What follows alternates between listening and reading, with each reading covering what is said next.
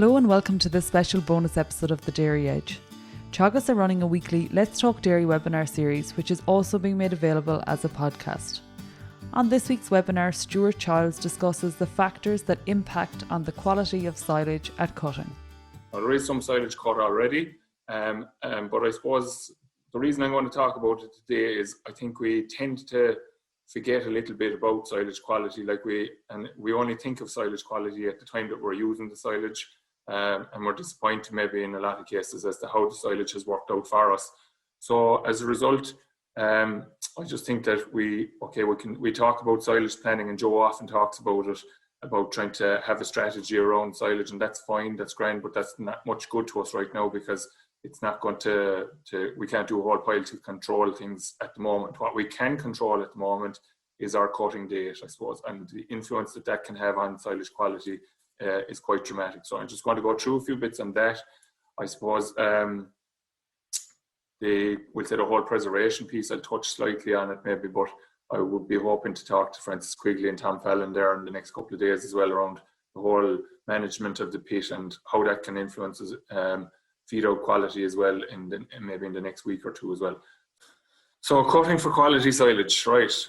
I suppose all of this, if you want to get further information on it, is in an excellent document that we produced a couple of years ago. So if you just Google the Teagasc Silage Manual, you'll find a PDF called Quality Grass Silage for Dairy and Beef Production Systems, a best practice guide, and it's a very, very good read, and I would recommend it to anyone to have a look through that. Now, what I would say, I suppose, is that from the point of view of obviously the dependence that we have on grazed grass as a system of production in Ireland, obviously we're quite good at growing grass and getting better every year probably, and the utilisation aspect of it, I suppose, we're constantly improving. And the one thing I would say, I suppose, is that we're probably, I would generally find that we probably have, because we're so focused on growing grass and that our production system is based on grazed grass, we probably don't put enough emphasis on silage quality. And so we're good at growing grass and maybe terrible at making silage in a way. Whereas when you look at, we'll say maybe Northern Ireland, there's a lot more focus put on silage, and they do good quality silage. And maybe even in the Dutch systems as well, and on the continent, obviously, where they're housed, and the silage is an important part of their diet the whole way around, they have a lot of focus on silage quality. So I think that stems probably, and you can understand why, from a quota scenario many years ago. There was very little justification to have high quality silage because in a lot of cases cows were being dried off early in order to stay under quota, etc. So that from a condition point of view, they didn't really need high quality silage, and we'll come to that in a second.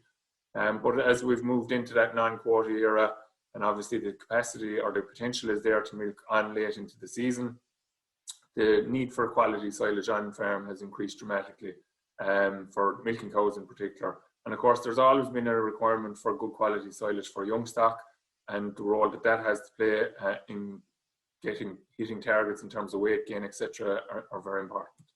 So just what are the benefits of good silage planning? And that's what that manual is covering, is I suppose the whole piece around planning for silage for the whole year. How much do you need? How much of each type do you need?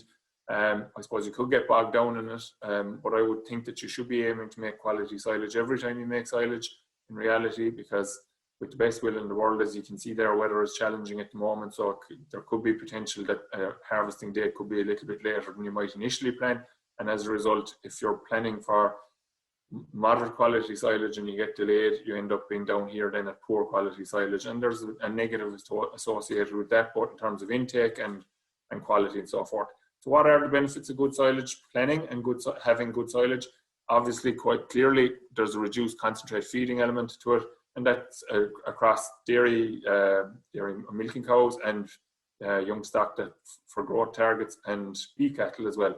You get an improvement in milk solids yield. So there are some farms that are quite good at making silage, and actually I know of one case where I used to see a situation where when the cows actually went to grass, they used to take a bit of a dip in performance because the silage quality was so good. I suppose the focus on that farm was on having really good silage, and maybe the grass quality mightn't have been as good at the time. So there was actually the cows went backwards when they went out a small bit. Improved cow condition at calving. Obviously, the management of body condition is an important element of how the whole cyclical system of spring calving works. And obviously, good silage is going to lend itself to good cow condition. Now, there is a caveat. Obviously, Joe spoke to us earlier in the year as well around the whole cows being overfat and how that can influence conditions such as ketosis and milk fever as well.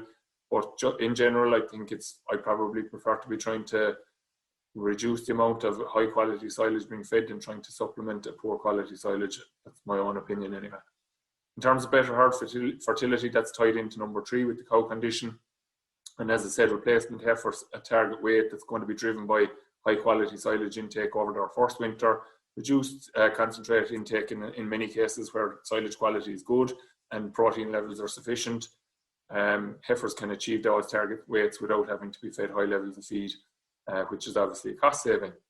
Improved daily gain then for anyone that has stock or for cattle, and that's, I suppose that's true for any young stock that are on the farm, or any type of stock that are on the farm. They're obviously, the better intake from a better quality feed is going to improve their daily gain. Shorter finishing periods obviously as well. So if we have better quality silage with a higher energy dense diet, it can result in a shorter period of feeding to achieve the finish cover of fat and carcass target as well. And funnily enough, I suppose, and this is counterintuitive, or this can sometimes be counterintuitive, higher annual grass yield by better planning of silage. So what we will see over the next number of weeks, and particularly as we move into June, you'll see big cuts of silage taken off the ground that hasn't been grazed all year potentially so far. Huge cut of silage taken off of it. Field white for 2 to 3 weeks. Then it starts to green up again, and the second cut will be probably touching into mid to late August. By the time there's any sort of recovery on that field, this is going to be well out into September. So the potential for any kind of significant level of grazing off of outside blocks of silage ground in those kind of scenarios is limited. Probably only going to get one grazing, whereas earlier cut first cuts lead to earlier cut second cuts, allow for potential third cuts if necessary, and also allow for greater level of grazing in the back end of the year. So overall, the amount of grass that's grown on silage ground can be increased by planning it better in order to get better quality silage, as well as increasing the overall grass production off that block. In terms of the target silage DMD, it seems strange to be talking about this on the 13th to 14th May, but just to, I suppose, as I said, just to refocus the mind in terms of what are we trying to achieve, or in the next couple of weeks when we go to cut the silage. If you are in an autumn calving situation, you're going to need really high quality silage, obviously, because you're trying to produce milk from cows that are in the early stages of lactation, obviously, at that point, and they need a higher energy level completely compared to that. We'll say your 74 then is kind of a very good 72 to 74 kind of is a good quality silage that you're going to need for your spring calvers there to buffer them during the month of February. And also you could argue that silage is needed, there's really no argument there, is that silage is going to be needed during the month of November and into December as well. Because as we look at the grass situation, you'll see more and more farms, because of stocking rates creeping up a little bit, that the grass situation is finishing up the 7th to the 14th of November. There was a time that maybe was going to the 7th of December when there wasn't as high stocking rates maybe on milking platforms. And we didn't need that kind of silage to come into the system. Now we do need good quality silage at the back end of the year as well. So we're looking at possibly having the equivalent of 2 to 3 bales of high quality silage to cover that late autumn, early spring period, to make sure that there's adequate silage available for cows. But again, I think we should be aiming to try to make as much high quality silage as possible in order to get somewhere in this window, I suppose, that you're going to hit where you want to be. In terms of then the young stock, as I said already, they need high quality silage. We need to drive their performance as much as possible, and if we can do it from a minimal concentrate input, obviously that's done at a cheaper rate, rather than having to feed heavily during that first winter in order to achieve live weight gain targets, so that heifers can be bred at the right stage. And obviously weaning cattle then as well, you can often see, I suppose, if you look at marts, and I suppose the advantage of the pandemic has been that you can view these mart sales online. Obviously, you can see the difference in, almost tell the reason why some stock are better than others. We'll say you could have an animal born on the 1st of March 2020 being sold there in recent times, and one weighing an awful lot more than the other, probably down to a combination of both better grassland management and actually better stock management and better silage over the course of the winter, that they've had greater levels of gain throughout the winter period. And obviously that weight then translates into a better price for that person selling that animal as well. So it's a win-win to make sure that we have quality silage on the farm. The 70 type DMD stuff, I suppose, and as I said, people can often try to plan to make this 68, 70 DMD, and then we end up in this 66 or less situation down here.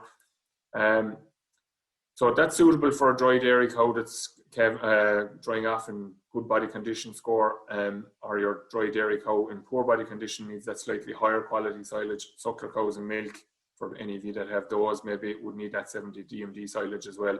And then that 66 material is what a dry suckler cow needs. They're inclined to put on a lot of condition.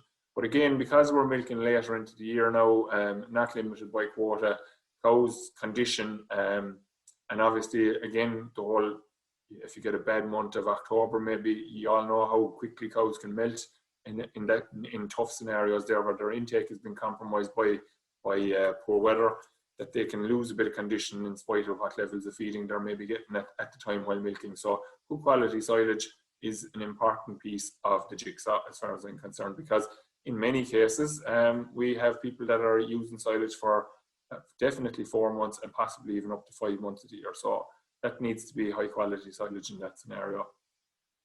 This, I suppose, is what I want to focus on in particular this morning.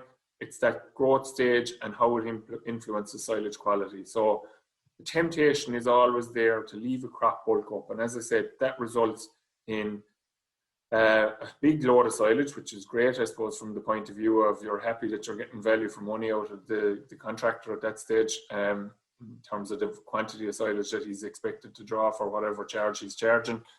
But the downside of that is that the quality is deteriorating the more we move on. So I suppose I'm quite conscious of the fact that given the month of April that we've had, in some cases people have grazed their silage crops even and are now trying to start from scratch again. And I'm going to touch on that in a second. But in reality, we have to be very aware of the growth and the impact of growth now over the next number of weeks. So definitely a lot milder in the last day or two. I know we've been up and down. There's been a touch of a northerly wind there in the last couple of days as well, which has made it a little bit cooler again than anticipated. But at the same time, LD's figures for grass growth for the coming week are in the region of 60 to 80. And I suppose if you factor that in then for a silage ground, a bit of silage ground that's closed, that could actually be potentially growing up to 150, 160 kilos a day. So quite quickly your silage crop has the potential to bulk up. So it's probably important in that context to keep an eye on your crop of silage, because it can very quickly move from one stage to the next. So look, I think the people that are looking to take quality silage, some of them have moved already. I've seen, as I said already, silage crops were cut last week when the weather was good. But they weren't grazed, hadn't been grazed since the back end of last year. And it's the right thing to do was to get those off early. So they were in this, probably in this stage. The crops that I saw last week were kind of just between this phase here. So that should result in good quality silage for that farm. We're just trying to watch out for this. So just as the head is beginning to emerge, or the seed head is beginning to emerge on the crop, this is where we want to be in order to have that 71, 72 DMD. And we move very quickly, I suppose, and it's important to note this from this stage into this stage. And you can see the deterioration that comes in quality then. And as we move into this high bulky density crop with a very, very clear seed head on it, and also the bend, as you can see down low, because of the weight of the crop up above it, the quality of the silage that we're now harvesting has deteriorated quite quickly. And again, along the bottom here, and as I said, it's in the manual if you want to look it up. It's just emphasizing what each of these categories are, what this looks like, and what that feeds back into in terms of the cows that you're trying to feed subsequently. So I suppose we need to be trying to aim to cut in this area here, ideally, and maybe a proportion of the crop needs to be in this stage in order to have the high quality silage for the back end as we run into dry off, and then in the early spring phase when we're not fully reliant on the grass situation. because we just can't have enough grass on the farm at that stage. Okay, so I suppose it's just to be the other thing that you have to be aware of, and as I said, just given the month of April that we've had, and because it's kind of slowed the growth of crops and so forth, you just can't forget that seed crops are going to go to seed. Their nature, especially in silage crops, is that they're probably going to start to head out from the 25th of May onwards, probably. And in some cases where people have used intermediate varieties, they could actually start to head a bit sooner. So as soon as that head starts to emerge, most of you will probably be wondering about nitrate levels and so forth like that. But at the same time, as I said, given those crops could potentially be growing well in excess of 100 now, where there's cover and there's a bit of warmth in the ground as a result of that cover, they will use up their nitrogen. The other thing is, I suppose, spoke to John Maher about this the other day as well, and he would say that Pádraig O'Reilly, who's now retired from Grange, who was well known for his research into silage, would have had nitrate level as being fifth on the list, or fifth or sixth on his list of priorities in terms of importance around cutting. So if we can get the sugars right, get the crop cut dry, it actually has the potential to outweigh any potential loss nitrogen that can be still in the crop, and obviously then that feeds into better quality silage. And it doesn't necessarily mean that there's a problem with feed out because of the nitrate, because sugar levels have managed to ensure adequate fermentation. So I think we just need to be watching that seed head emergence. I suppose the problem that we run into, especially with pit silage in particular, is that the crop can be at different stages across the farm. And I suppose from that point of view, I think we need to be looking at strategies, especially if we're using pits, to make pits more accessible, that we can either have more pits available to us to make different types of silage, or that we're in a position to open a pit very quickly and cut at different stages, so that we're not aiming that we're trying to cut massive crops or massive areas of silage all in the one day. You know, that mightn't suit everybody. Obviously, it mightn't suit a contractor to be coming and going, but maybe it might. But just that we can actually open silage pits very quickly. So I think the way we cover silage pits is something that we need to look at as well. And the speed that they can be opened is something that people should look at as well. Okay, so just again, this is emphasizing the role of the date of cutting or the time of cutting and how it impacts on the crop yield. So obviously, the longer we leave it there, the bigger the crop is going to be. That stands to reason, I suppose. There's a lot of material growing.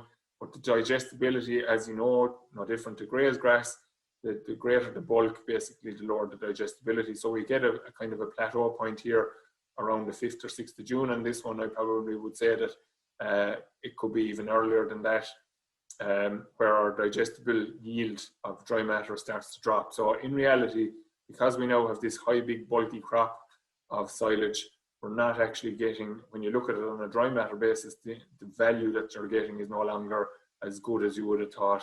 Okay, obviously there's a higher return, I suppose, in terms of it's costing less per ton when we get to this stage where we've a bit more bulk, but our dry matter yield isn't being affected as significantly. But when we start to lose that digestible dry matter yield, cost of silage is increasing then, because you're now producing a crop that isn't really that digestible, obviously, to stock.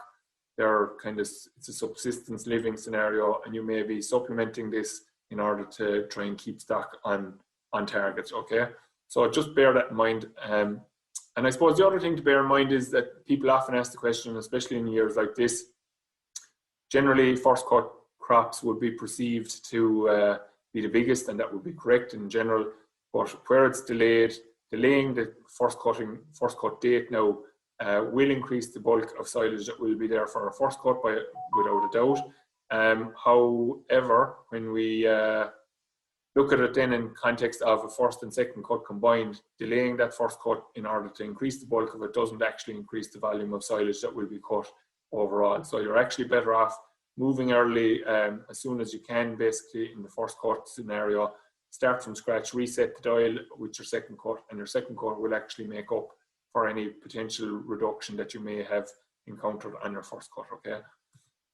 Just again, I suppose the emphasis on soil fertility, and again, depending on maybe some places you mightn't be taking a second cut after some of the ground, and soil fertility may need to be addressed on it. So soil fertility influences cutting date by virtue of the fact that with good soil fertility, you get grass growing better, and it reaches its correct stage earlier. And again, this is emphasising that if we have good soil fertility, we hit our target crop yield and are in or around our silage dry matter digestibility that we're trying to achieve here around the 25th or 26th of May.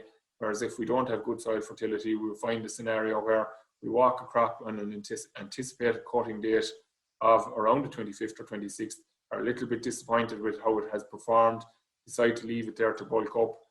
And that's fine, it achieves its bulk all right, but our quality deteriorates quite dramatically in that 2-week window then that we're waiting for it to achieve that extra bulk. I suppose just to emphasise, given that the weather is broken, again, the impact of wilting now. So I suppose some people will be watching for a window of opportunity to cut silage in the next week or 10 days. How you cut it and how you manage it when it is cut is going to influence the dry matter of that crop. And obviously, we want to try and have high quality, high dry matter silage, obviously, because it's going to lend itself to better performance. So I suppose your 6 metre row kind of scenario is your big swart cut by your big M or your triple moors and all put into one swart in one go. So research that was done in Grange a number of years ago looked at cutting this crop with the likes of your big M, cutting it in your 10-foot swarts with your big M or your triple moor, but just not swarting it, and then taking out your 3 swarts as well. 24 hours would be generally the recommended wilting period. You can see that if you cut with a big M and swart it straight away, basically put it into one big row, you're not going to get much of a change in dry matter over a 24-hour wilt, and even over the 48-hour, you're only getting 5 points of a change in dry matter there. Whereas you're getting in the 3 metre row, so just leaving it in the swart, doing nothing with it, you get it to 23% dry matter within the 24 hours, and you can get up to 31% in the 48 hours. Taking it then obviously makes sense because you're spreading it out. You're obviously logically going to get it to dry quicker as a result of that. So 24-hour wilt with a tate is going to take you up to 30% dry matter. Leaving it then for 48 hours is taking you to 50% dry matter. And this is in red for a reason, because that's going to be excessively dry for a pit scenario. You will probably get away with baling that kind of material, but in some cases that could be possibly too dry. So I suppose it's a combination. If you are tating, you probably don't need to tate for too long. Some people are probably inclined to turn silage crops maybe 1 or 2 times, and that can make it excessively dry. And especially for pit silage, that's a negative, because we now have potential for a lot of air pockets to develop within the pit. Very hard to roll that pit if you're driving the loader. And it means that your insolubility is compromised then, basically, because you have air pockets developing. You want to limit the air that's in the pit as quickly as possible.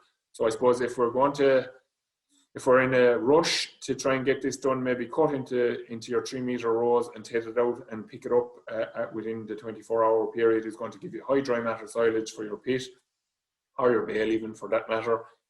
If we're just, I suppose we have to maybe look for, in order to try and get decent quality dry matter silage, we're probably looking at this scenario here probably rather than this scenario, because you're actually losing a share of your sugars and your quality in the field by leaving it there too long also. So we're probably trying to dry the crop as quickly as possible in a shorter space of time and get it into the pit then, obviously, or into your bales as quickly as possible, okay? So I just see there's a question in there. There's a question in here about trying to get contractors to charge by the ton. They pay by the ton in Holland so that they can go for top quality. I'm afraid I have no influence over that, so that's up to people to discuss. I know there are contractors that are willing to talk to people or will do deals with people on lighter crops that they're not charging the full price per acre, maybe because obviously they're not carrying the same bulk of stuff. But look, that's on a case-by-case basis, I suppose.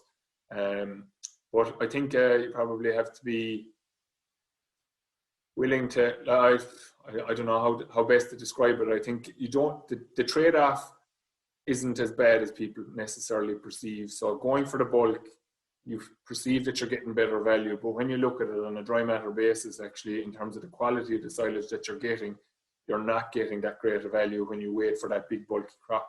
I suppose to answer your question then, Kevin, I suppose, and if we're looking for real quality,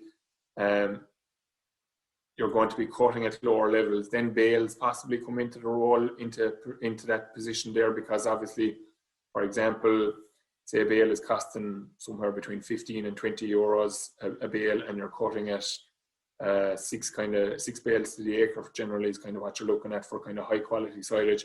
You're looking at 90 to 120 euros an acre there, kind of for that scenario. 90 euros an acre, I suppose, for a 6 bale crop costing 15 euros a bale, which is obviously going to be cheaper maybe than pit silage being charged at 130 euros an acre or 120 euros an acre, as you'd often see. But again, I suppose it just, as I said, in terms of what you're paying for and what you're getting, you're getting two different things. When you get that really bulky crop, you're getting a lot of silage, but you're not getting the quality. Whereas when you cut that slightly lower bulk crop, you're getting a lot higher quality. So in terms of value for money, there is very little difference in it when you look at it down in kind of the nuts and bolts of it. Okay, when is the time to head out straight away or leave for a couple of hours? I probably would say, Pierce, there in that scenario, that if you're tedding, you're trying to dry it as quickly as possible, basically, to get it in. So I think ted it out immediately. The sooner you ted it, obviously, if we go back here,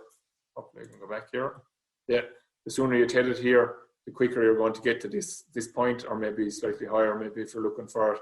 So I suppose in general, guys are cutting crops early, and they obviously want to get going then as well, to start picking up the crops. I know contractors that I talk to around this area always give out to us for telling people that they should be cutting in the afternoon, because obviously everybody looking for them to cut the afternoon limits today that they can kind of get done then as well. So just, I suppose, if you cut the crop, ted it out very quickly, it means that you get to this phase potentially quicker than 24 hours even as well. And it'll allow you to get on and get the job done as quick as possible. Another question in then, can you make good quality silage from older grass swards, or does it need to be newer grass? That's a good comment. I suppose the timing of the cutting is going to be important. If it's very old grass, the tendency is that it's going to be a kind of a low to the ground, dirty kind of a swart that you're going to end up with. Not probably the highest quality grasses in those older swards. So the quality of it is going to be compromised in that sense. But I suppose it doesn't have to be brand new reseed. So like 10-year-old reseeded ground managed well and still produce good quality silage. But yes, definitely your older type, and you'll all see it there as you go around the country, those old meadows, literally hay meadow type stuff being cut for silage. No matter what stage of the year you're going to cut that at, it's not going to make high quality silage. But again, cutting it on time is going to be the difference between being not too much better than straw in terms of feeding value and actually having some sort of a feeding value as well. So there's just another question in then just before I move on. This year, slurry applied in March and early April with a trailing shoe still present in lines, especially around the wheel tracks. The dry crust is lifting in the grass. Would you be concerned about contamination in the pit? And if so, is there anything that can be done now to minimize any risk of contamination / preservation? Yeah, that's a good question, Aidan. I suppose given the dry April, of course, it's been a problem that the slurry hasn't gotten broken down. There isn't very much you can do about it in the meantime, to be honest. So unfortunately, I think you probably might try to get them to cut a little bit slightly higher, maybe not to be pulling it up if possible. We might be lucky that the rain that's falling there now, we're getting heavy outbursts of rain or bursts of rain in the last couple of weeks or couple of days, that they might actually help to break down the slurry that is there. I suppose the tendency probably between tedding and mowing as well is that it'll probably break up a small bit, so it won't be in lumps inside in the pit. And I would hope that if we could get sugar levels up to where they need to be, I suppose in that 3+ region, we should be able to wilt it fast enough that preservation wouldn't be compromised by it. So it's not a great answer to your question, but I suppose there's nothing you can do right now to correct that if a silage crop is due to be cut in the next week or two to break that up. It's just hope that nature basically will try and do enough flogging of it with rain in the next couple of days to soften it up and break it up so that it isn't coming back in the crop. But it's a valid question. So just, I suppose, the question that's going to be on a lot of people's minds in the next couple of days as well, again, given the broken weather that we have, do you need it to use an additive? And again, look, this can be very case specific. I know some people that will always use an additive, almost regardless of conditions. And then there are people that never use additive and can make quite good quality silage. And again, I'll refer you to the silage manual from the point of view of, there's a great stepwise approach to this. I'll go through it here, but if you want to look at it, as I said, just use Google to find the silage manual and have a look through it. So the risk factors for poor ensoilability. So as the higher quality silage can be harder to ensoil, obviously, and many of you will see that with the bales that you take off the platform, especially where there's high levels of N after being used. Maybe so not happened so much this year because we haven't had that burst of growth just yet. So the nitrogen can sometimes be still in those crops and they turn into black kind of silage, but stock still eat them quite well. Some people are tending to put additive on them to help them to preserve. There are shorter N application intervals, so I suppose I would imagine that most of the fertilizer for silage went out relatively early this year, but I suppose there is a risk of where people have grazed silage ground for maybe a second time this year, that they top up the silage, the nitrogen application there, and that they could have a short application interval between their nitrogen and their cutting. And then lack of sunshine obviously is another thing. So we need sunshine to drive on the dry matter side of things, and also to increase sugar levels as well. So I suppose we'd advocate that people would test grass for sugars more so than the nitrate. High quality silage can often be made without additives, as it says here. Big problem with additives, I suppose, is acid. I remember as a young fella, you used to see the drums of the 200-litre drums of acid going around on the back of the harvesters, and the backs of the harvesters were all burnt and corroded from using the acid. You no longer get that, because people aren't willing to take that risk with the machinery, given that they're costing 315,000, 400,000 to buy them, obviously. So no one additive is ideal in all circumstances, and there's the different types of additives around here, and we'll look at them in a second. And I suppose you have to make your decisions based on the conditions around the time that you're cutting, and ideally you shouldn't start the process, obviously, if you're not going to be able to finish it. So that can be very challenging. In years like 2009, we had very, very wet conditions, and it was very challenging to make silage indoors. So maybe the role of the additive might come into play there, and you go for a smash and grab kind of scenario and use your additive to try and help with the insolubility piece. So where is an additive required? If the sugar levels are 2 to 3% and elevated nitrate, so greater than the 600 parts per million, wilting isn't an option. You will need an additive. If you can wilt it to above that 28%, so as I said, maybe cut it into your 10-foot swarts and then take it as quickly as possible to get it dried. You won't necessarily need an additive. If you have good conditions, so what really suits it is when you get kind of mild, warm nights and sugar levels are good in the grass. And your sugar levels can be quite high there. They can be, we often see 5-6% sugars especially in reseeded swards, as was pointed out there by Emma Louise earlier. The older grasses tend to have lower sugar levels. So where we do get the reseeded swards with good sugar levels, they actually can preserve quite well without an additive. However, if we have sugar levels that are low, and it's going to be hard to try and, as I said, get that wilt in order to increase them as well, the additive can be required. So the types of additives, just need to move this way here for me. Types of additives vary from molasses. As I said, acid is something that you just do not see anymore. Absorbents, which would be your beet pulps and your hulls and so forth, people are mixing those through pits. But again, it's like in most of the cases with these, it's the feasibility and the actual practicality of doing these can be quite difficult. So I suppose molasses is something that can be done. I've seen people using IBCs, we'll say, with a tap on it, and they drive up and down the pit and layer on a layer of this in and out between trailers been tipped onto the pit. But again, that's a big commitment, I suppose, in terms of the effort that's required to do that. So it's not exactly very easy to do it. Some guys can apply some molasses, I think, or applies molasses to the swart as well, as what I've seen being done as well. Acid, as I said, just doesn't exist as far as I can see anymore, given the damage that it was doing to machinery and everything like that. acid and the risk, obviously the health and safety risk to people handling that and getting burnt. It was quite a good way of doing of preserving silage, obviously, and it was very common many years ago, but the risks associated with it, I've seen it removed altogether, more or less.